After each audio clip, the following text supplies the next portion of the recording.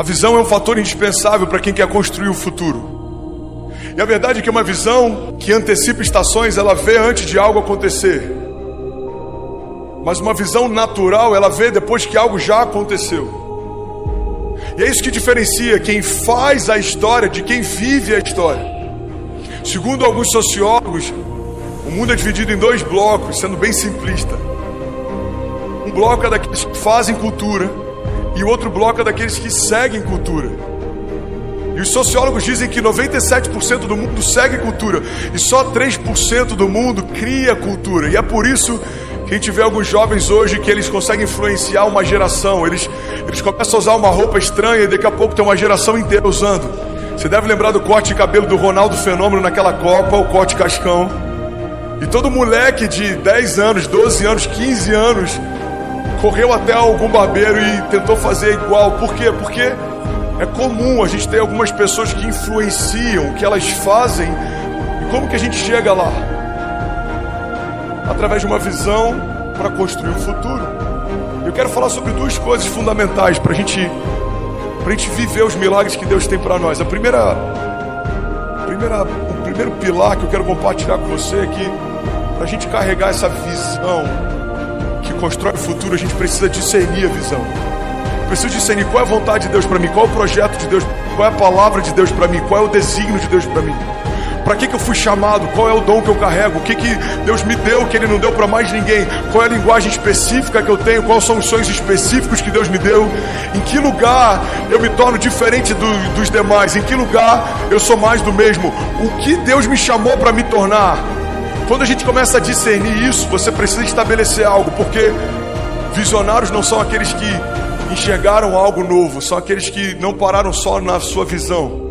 Você precisa ter uma visão, mas você precisa também ter ação. Então depois que você discerne, você precisa estabelecer algo. É isso que separa pessoas que tiveram uma boa ideia de pessoas que mudaram a história. Boas ideias nascem todos os dias, mas o que muda a história é quando alguém sai do campo das ideias e começa a criar novas realidades. Todo mover, toda revolução, ela começou com uma boa ideia, mas ela teve muita energia impressa para que ela fosse estabelecida como uma realidade. Porque a partir do momento que eu entendo que tudo que eu vivo em Deus é uma expressão de quem Deus é e do que Deus pode, eu preciso parar de sonhar coisas na minha medida, eu preciso começar a sonhar coisas na medida de Deus. Porque o que é difícil qualquer um faz, o que é impossível só Deus faz. Eu falei que a diferença entre o louco e o visionário é que o louco desistiu. Porque todo visionário já foi considerado louco um dia. Steve Jobs foi considerado louco. Tem uma história, não sei se ela é real, mas reza a lenda que numa das reuniões com os engenheiros e com os designers da Apple, ele olhou o protótipo que chegou do iPhone e ele falou: tá grande demais. E aí os engenheiros começaram a discutir com ele: Steve, a gente já fez vários testes, a gente já saturou todas as possibilidades, não tem como ser menor. Ele falou: tem como ser menor. Aí os engenheiros, em algum momento da conversa, eu imagino que não foi no melhor momento, falaram para ele: Steve, desculpa, você não tem nenhuma formação técnica, todo mundo aqui tem mestrado, pós-doutorado, a gente está dizendo não tem como ser menor. E aí reza a lenda que o Steve Jobs mandou trazer um balde com água. Ele pegou o balde com água, ele jogou o iPhone dentro do balde e começou a sair bolhas de água. Ele falou: se tem espaço para ar, dá para ser menor. E algumas semanas depois os engenheiros voltam com um sorriso amarelado dizendo: a gente conseguiu fazer ficar um pouco menor. Se ele tivesse parado na primeira barreira, provavelmente algumas coisas que mudaram a tecnologia e a forma como a gente se move hoje não teriam saído do papel. Por quê? Porque a diferença entre um visionário e um louco é que o louco desistiu. Você pega a história de vários homens que mudaram a história. O Walt Disney, o estúdio dele faliu, ele chegou a viver na sarjeta. E reza a lenda que o Mickey Mouse é inspirado no rato que ele viu durante uma sarjeta. Ele estava no meio do nada, falido, quebrado, sem esperança, e um ratinho gerou para ele uma ideia que gerou para ele um universo, um reinado. O entretenimento nunca mais foi o mesmo depois que ele tirou uma ideia do papel. Quero falar sobre fé. A fé é um fundamento básico para viver milagres. A fé é um fundamento básico para vivermos promessas.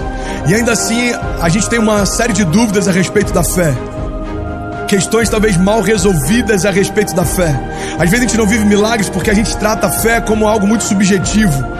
Às vezes a gente não vive milagres porque a gente trata a fé como se fosse algo emocional. Deixa eu te falar uma coisa, fé não é positivismo. Fé não é você ficar declarando que vai acontecer para tentar se convencer. Não, não, não. A fé significa você declarar que vai acontecer porque de fato essas novas realidades vão ser geradas em fé. Então, existe até uma brincadeira a respeito da declaração da palavra. E diz que um homem uma vez ele pegou um boleto e ele ouviu num culto o pastor falar: bom, a fé significa você declarar. E ele começou a olhar para aquele boleto e ele começou a dizer: você não é um boleto, você não é um boleto, você não é um boleto. Deixa eu te falar, a fé não vai mudar a estrutura do problema, a fé vai estabelecer novas realidades sobre o problema. As dívidas continuam sendo dívidas, o câncer continua sendo câncer, o problema do divórcio continua sendo um problema sobre a tua casa, mas acima dessa realidade, agora a fé estabelece novas realidades. A fé não é a negação do problema, a fé é crer que Deus tem novas realidades acima desses problemas. Tem uma frase do Bill Johnson que tem tudo a ver com essa palavra. Ele diz o seguinte: a fé não é a negação do problema. A fé significa não dar para os problemas um lugar de governo na construção da nossa história. Ou seja, quando um diagnóstico médico vem, quando uma crise como essa que a gente está vivendo acontece, não significa que você vai se alienar com o que está acontecendo. Não, não, não, não. Você só não vai dar para os acontecimentos um papel de governo na construção da tua história. Irmão, eu não sei quais são os desafios que você tem enfrentado, quais são as impossibilidades que você precisa, eu não sei quais são os gigantes, eu não sei qual o nome que eles têm, eu não sei como eles têm te afrontado, mas uma coisa eu sei: a fé significa tratar as coisas que não são como se já fossem. Então, por mais que existam realidades agora tentando parar você, existem novas realidades em fé que vão impulsionar você. Então, quando eu trato aquilo que ainda não é como se já fosse, eu não estou abatido mais com o que está acontecendo hoje, porque eu sei aquilo que Deus já preparou para o meu amanhã. Para o tempo de Deus, o ontem, o hoje e o amanhã se tornam ao mesmo tempo, se chama agora. Eu não me movo por aquilo que eu sinto, mas eu me movo por aquilo que Deus fala. Eu não me movo por aquilo que eu acho, mas eu me movo por aquilo que Deus fala. Eu não me movo por aquilo que eu conheço, mas eu me movo por aquilo que Deus fala. Por quê? Porque aquilo que eu sinto é enganoso. A palavra de Deus diz que o coração do homem é enganoso. Aquilo que eu acho é limitado. Eu conheço alguma coisa dentro dos 32 anos de vida que eu tenho, mas Deus conhece todas as coisas muito antes de eu existir. Tudo é possível ao que crê. Então, quando a palavra de Deus está dizendo que tudo é possível ao que crê, Deus está colocando um limite. Sabe qual é esse limite? As fronteiras da nossa fé. Porque a gente pensa que se conhece, mas a vida deixa muito claro que tem coisas sobre nós que a gente não sabia. A gente tem algumas atitudes que são frutos de reações que a gente não planeja, mas aquilo revela aquilo que está aqui dentro. E Jesus sabe, Jesus conhece tudo, Jesus é especialista de uma forma que a gente não sabe explicar. É Deus, Ele olha para dentro da gente, sonda, conhece, sabe o que a gente vai falar antes de a palavra sair. Ou seja, a gente precisa muito de Jesus. Agora, por mais que a gente saiba que precisa, a gente também vai ficando mais velho e parece que vai perdendo um pouco desse negócio de precisa, sabe?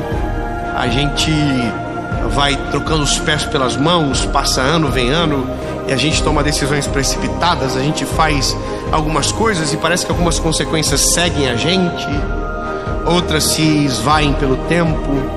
Mas o problema de muitos de nós é que vivemos uma vida muito conectada com o fruto de todas as escolhas que nós tomamos, e tomamos muitas decisões todos os dias. Eu não sei se você sabe, mas durante um dia a gente toma mais de 1000 decisões.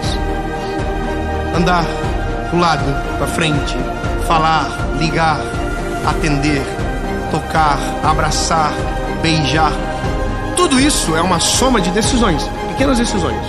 Atravessar a rua, ir pro lado, ir no bairro, ir na casa da vizinha, e falar, entendeu? Ouvir. A gente decide tudo. Nada que acontece a partir de nós é senão fruto de uma pequena decisão. Agora, tem decisões que são impactantes no nosso futuro. Algumas coisas impactam mais, outras menos, porém todas as decisões impactam no futuro. É como se a nossa vida fosse um filme, e que um pedacinho de cada enredo conecta com o final da história. Você já assistiu o filme que você está tentando procurar quem é o vilão e você encontra o vilão pelas facetas de pequenas decisões, pelo olhar no final da cena, pela forma que ele abraça? Ou seja, aquilo denota o fim dele. Na nossa vida também. A forma com que a gente trata as pessoas denota o nosso fim. A forma com que a gente ama denota o nosso fim. A forma com que a gente abraça. Porque são pequenas decisões que revelam quem somos e também aonde queremos chegar.